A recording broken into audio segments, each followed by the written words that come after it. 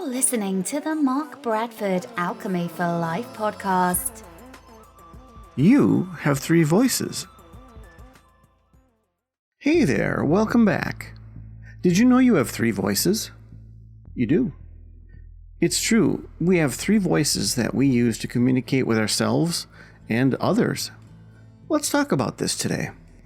You're already familiar with your third voice, which is the voice I'm using to communicate with you. It's your speaking voice, your outside voice, your voice, right? It's how we shout to people. It's how we make a phone call. It's how we speak to a room full of people. We use the third voice. It's actually the slowest of our three voices. Our second voice is what you sometimes would refer to as your inner monologue, the voices in your head, when you say it inside of your head, or when your teacher would tell you stop reading out loud, using your third voice, and would tell you to read quietly to yourself. It meant using your second voice.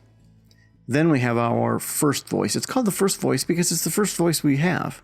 It's our operating system. It's what you think of when you think of a knee-jerk reaction, a gut reaction, going with your gut, using your intuition, muscle memory. All those things are the first voice, which is very quick, very efficient, and very internal. So now that you know what the three voices are, what do you do with them? Well, or rather, what have you been doing with them?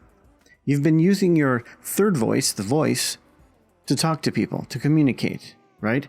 And sometimes we talk to ourselves. We literally say things out loud to ourselves when we're by ourselves in the car, and then we look at people and go, oh, no, I'm on the phone here, right? You pick up your phone and you look at it, or you keep talking like someone is on the other line, even though there's no line, right? Because you don't want to look like you're talking to yourself.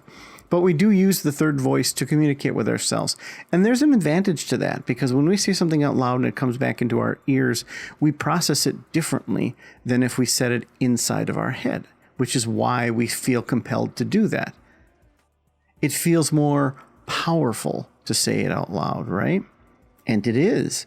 And in fact, you'll realize that saying something out loud can override saying something quietly inside your head, which is where all the fun voices are, right?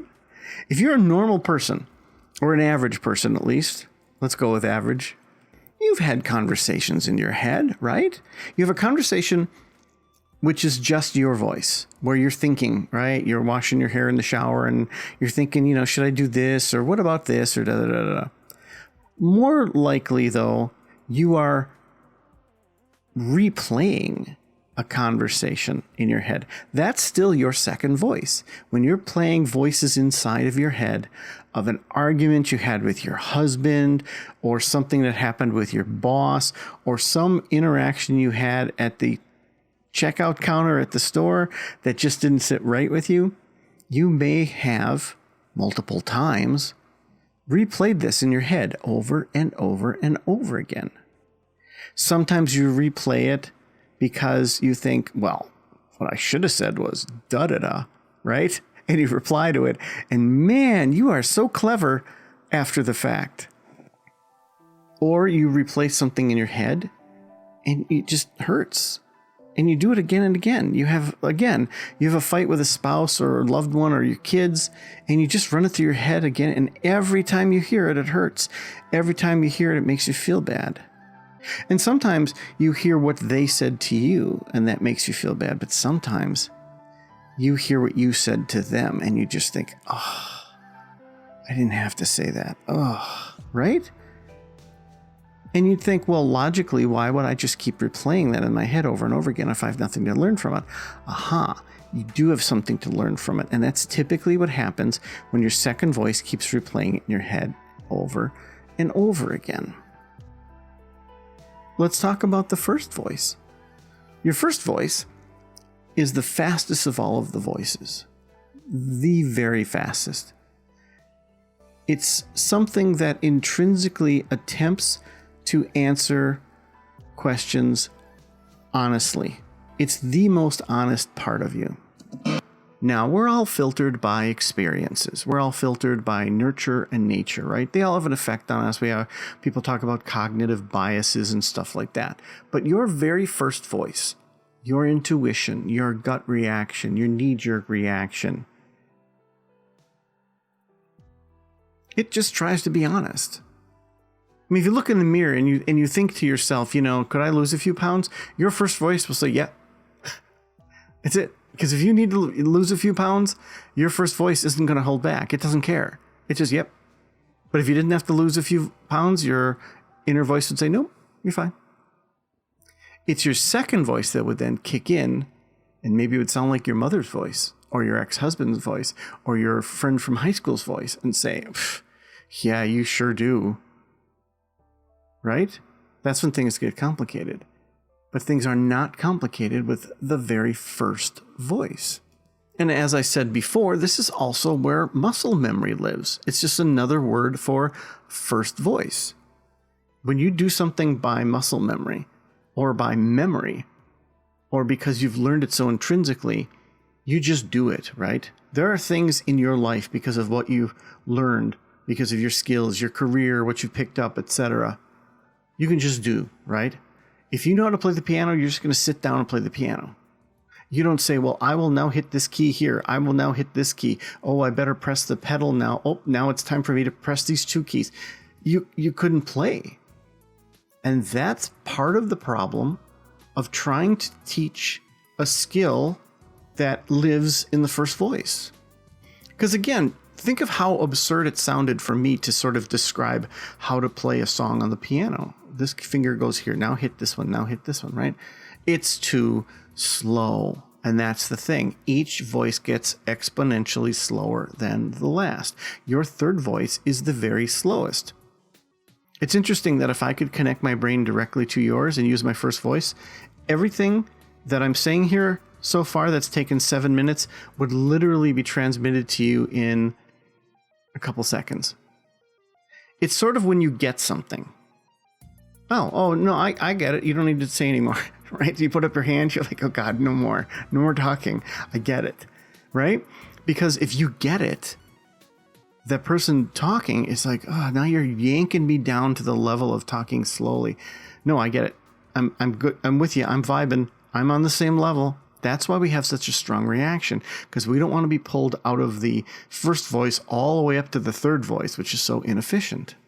So if you've ever tried to learn an instrument or a golf swing or anything that has a lot of nuance and a lot of decision making and processing, and it's been difficult, it's because you're trying to learn a first voice skill with the third voice.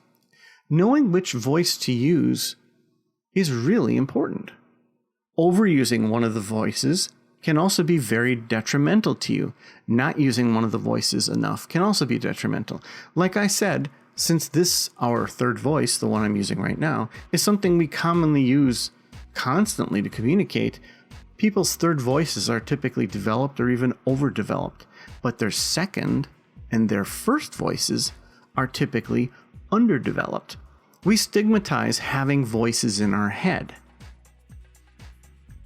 But take it from someone who wrote an epic trilogy because of voices in his head. I don't care how that sounds to you, because I've explained this 20 times, but the voices in the head that I heard were a conversation, hypothetically, that I was processing through that wonderful mechanism of the second voice.